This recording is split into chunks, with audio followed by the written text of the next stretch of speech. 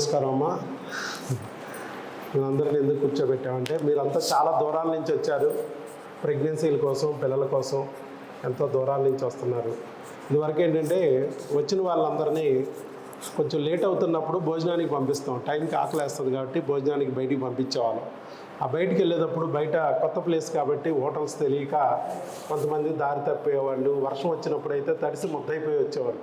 దాదాపు 3-4 కిలోమీటర్ల అవతలు కానీ హోటల్స్ లేవు. సో ఈ ఇబ్బందులు పడుతున్నప్పుడు మన మేడం గారు, పావని మేడం గారు మన వంటలకు ఏం చెప్పారంటే, మరి వాళ్ళకి భోజనం మనమే తీసుకొచ్చి పెడితే బాగుంటుంది కదా, వాళ్ళు ఇబ్బంది పడుకోకుండా. కానీ కాకపోతే భోజనం అనేది తినడం ఓకే. మన దేవాలయాలకు వెళ్ళినప్పుడు కూడా ప్రసాదాలు పెడతారు. గుడికి వెళ్ళినప్పుడు, చర్చిలకు వెళ్ళినప్పుడు, మసీదుకి వెళ్ళినప్పుడు దేవుడు ప్రసాదం ఉంటుంది ప్రతి చోట. మీరు కూడా ఇక్కడ మీ బిడ్డ కోసం ఇక్కడికి వచ్చారు కాబట్టి ఇది కూడా ఒక దేవుడి ప్రసాదంగా, మీరు ఏ దేవుడిని అయితే నమ్మారో ఆ దేవుడి ప్రసాదంగా స్వీకరించాల్సిందిగా కోరుతున్నాం.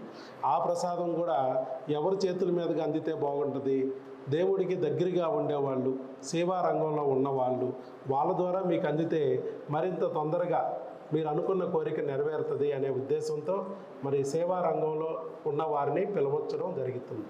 ఇక్కడ మనకి ఈరోజు లయన్స్ క్లబ్ నుంచి మరి చాలా రకాలైన కార్యక్రమాలు చేసి ఎన్నో అన్నదానాలు, వస్త్రదానాలు, కాళ్ళు లేని వాళ్ళకి మరి కృత్రిమ కాళ్ళు అందించి ఇలా చేసిన శరాబందిరావు గారు ఉన్నారు. వీరు లయన్స్ క్లబ్లో అన్ని రకాల పదవులు చేశారు. జిల్లా స్థాయి నాయకులు వారు ఇప్పుడు జిల్లా స్థాయి నాయకులు. వారు ఈరోజు మీ దగ్గరికి రావడం జరిగింది. అంతేకాదు వారు అంకమ్మ శక్తిపీఠాన్ని స్థాపించి పిల్లలు లేని వారికి ఎంతోమందికి పిల్లలు పుట్టించడం, అలాగే జాబులు లేని వారికి జాబులు రప్పించడం అలాంటివి చేస్తున్న మరి మహనీయులు వారు ఈరోజు మీకు ఆ ప్రసాదాన్ని అందించడానికి వచ్చారు. తర్వాత అభయ క్లబ్కి ప్రెసిడెంట్గా ఉంటున్న ఎక్కటి వాసుదేవరావు గారు వారు కూడా ఇక్కడికి వచ్చారు. అలాగే అభయ క్లబ్లో మెంబర్గా ఉంటూ రియల్ ఎస్టేట్ రంగంలో మరి చాలా ముందున్న మండలి బేబీ రామకృష్ణ గారు వారు కూడా అవనగడ్డ వాస్తువులైనా మరి ఈరోజు మన కోసం ఇక్కడికి వచ్చారు.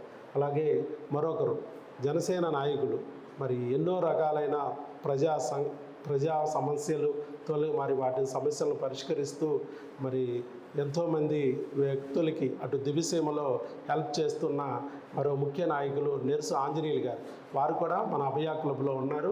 వారు కూడా ఈరోజు వచ్చారు. మీరందరి చేతుల మీదుగా మీకు ఆహారం అందితే మీరు అనుకున్న కోరిక తొందరగా నెరవేరుతుందనే ఆశతో మేము వారిని పిలవడం జరిగింది. ఇక్కడి వాసుదేవరావు గారు వారి సందేశాన్ని ఒక క్లుప్తంగా ఇస్తారు. మీ అందరికీ బ్లెస్సింగ్స్ ఇస్తారు. వాళ్ళ బ్లెస్సింగ్స్ తీసుకోండి, తర్వాత మనం భోజనం తీసుకుందాం. ఈ కార్యక్రమానికి ఈరోజు ఈ యొక్క వైఎస్ బాబు ట్రస్టీకి అతిథులుగా మీరందరూ కూడా మీరు అతిథులు. అన్నం పరబ్రహ్మ. ఏ వ్యక్తికైనా మనం ఆకలిలో ఉన్నప్పుడు అన్ని దానాల్లో కంటే కూడా ముఖ్యమైనది అన్నదానం.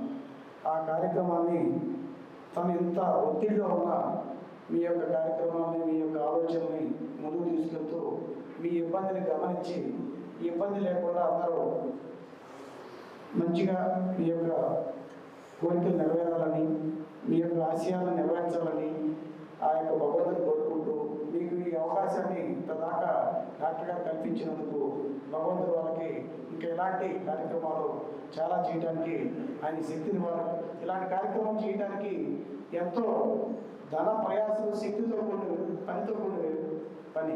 ఇవాళ మిమ్మల్ని ఇక్కడ కూర్చోబెట్టడానికి ఇక్కడ తీసుకొచ్చి ఎన్ని పర్సనల్గా ఎన్ని ఒత్తిళ్ళు ఉంటే మీకు అర్థమవుతుంది. అలాంటి ఒత్తిళ్ళన్నీ కూడా మేడం గారు మిమ్మల్ని అలాంటివన్నీ కూడా తను చేయడానికి ఇంకా భగవంతుడు శక్తివారం కోరుకుంటూ కార్యక్రమంలో నిర్వర్తించాలని కోరుకుంటున్నాను. Thank you. తర్వాత మరొక ముఖ్య నాయకులు బేబీ రామకృష్ణ గారిని కూడా మాట్లాడాల్సి కోరుతుంది. నా దగ్గర మ్యాటర్ లేదు, ఆల్రెడీ వాళ్ళు మాట్లాడారు. కానీ వేదిక అలంకరించిన పెద్దలకి, ముఖ్యంగా డాక్టర్ గారికి ప్లస్ మేడం గారికి థాట్ వస్తాం మీకు పెడతాం, ఈ భోజనాలు అనే ప్రోగ్రాం పెడతాం, చాలా సంతోషం అనిపించింది.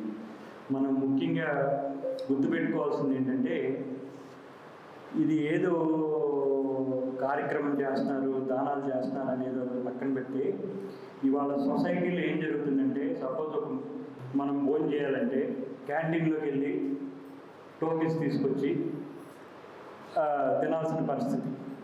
ఇక్కడ నాకు 2 విషయాలు అర్థమైంది. ఏంటంటే ఫస్ట్ ఆఫ్ ఆల్ వీళ్ళు ఆరోగ్యంగా వీళ్ళు ఏదో మన టయానికి వచ్చేసారు, ఆరోగ్యంగా ఉండాలి, వీళ్ళు టయానికి తింటున్నారో తినలేదు ఏంటో అనేది ఈ కార్యక్రమం పెట్టడం వల్ల ఇంకో డాక్టర్స్కి కూడా ఇది పెట్టాలని సూచకంగా వాళ్ళు చేయాలని మంచి సందేశం ఇస్తున్నారు. ఇది నాకు చాలా సంతోషం అనిపించింది అని మనస్ఫూర్తిగా కోరుకుంటూ సెలవు తీసుకుంటున్నాను. థ్యాంక్ యూ ఈ అవకాశం ఇచ్చినందుకు. మీకు ఉపయోగపడుతుందని ఆశిస్తూ నేను సెలవు తీసుకుంటాను. సంతోషం. Thank you very much.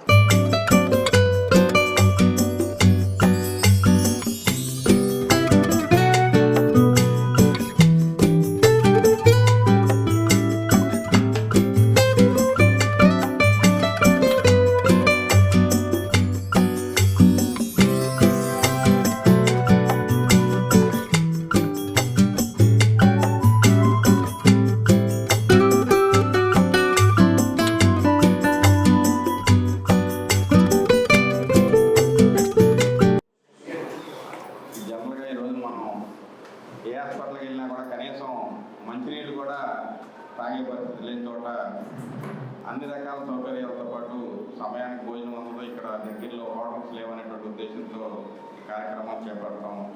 నిజంగా చాలా ఆనందం. మీరు ఇంత ముందు చేసిన సర్వీసుల్లో కొన్నా కూడా ఇదే మంచిది. ఎందుకంటే గతంలో ఎంతోమంది రాజులు వీళ్ళందరినీ మర్చిపోయినా కూడా ఈ రోజున డొక్కా సీతమ్మ గారిని గుర్తుపెట్టుకుంటారంటే జనం ఆ చేసేటువంటి దానం విధానంలో ఆ రోజున ఆవిడ దగ్గరికి వచ్చిన వాళ్ళందరూ కూడా లేనుడని కాదు, ఆ గోదావరి నదిలో ప్రయాణం చేసేప్పుడు వాళ్ళకి భోజనం పెద్ద పెద్ద సామంతులు కూడా భోజనం టైం తినలేకపోయినప్పుడు ఆవిడ వండి పెట్టేదంట. అంటే ఇక్కడ మీరందరూ కూడా అతిథులు. ఇందాక మా వాసుదేవరావు చెప్పినట్టు మీరందరూ కూడా గెస్టులు. మనకి సరైన సమయంలో భోజనం అందకపోతే అలాంటిది ప్రతి రంగంలో కూడా సేవ కూడా ఉండాలి. అందులో వైద్య రంగంలో సేవ ఉంటుంది ఎక్కడైనా. ఎందుకంటే బిజీ లైఫ్ ఉన్నా కూడా కుదరదు. ఈయన అదృష్టం ఏంటంటే ఈ వైద్య రంగంలో సేవ మిక్స్ అయింది. దానికి కారణం వాళ్ళ సతీమణి గారు ఆ టైప్ ఆఫ్ ఆలోచనలు ఎక్కువగా ఉండటం, ఆయనకి సపోర్ట్ చేయడం. బయట అయితే ఏమంటారంటే ఇవన్నీ మనకెందుకు లేండి బాబు అని అంటారు. కానీ అట్లా కదా, ఆవిడ ప్లానింగ్, ఆవిడ ఎంతో సపోర్ట్ ఇవ్వబట్టి ఇవన్నీ చేయగలుగుతున్నారు డాక్టర్ గారు. మొన్న కూడా మేము రాకేష్ గారు మేము అనుకున్నాం ఆవిడ ఎంత టైం స్పెండ్ చేస్తున్నారు లైన్స్ క్లబ్ అవ్వు, హాస్పిటల్ అవ్వు, అలాగే పిల్లల విషయంలో అవ్వు అని చెప్పి ఆ టైపు. అదేవిధంగా ఇలాంటి మంచి కార్యక్రమాలు డాక్టర్ గారు చేయాలని, అందుకు మేము పూర్తి స్థాయిలో సహాయ సహకారాలుగా ఉంటామని చెప్పి తెలియజేస్తూ ఇందులో మమ్మల్ని పాల్గొనే అవకాశం ఇచ్చినందుకు మరొకసారి కృతజ్ఞతలు తెలియజేస్తూ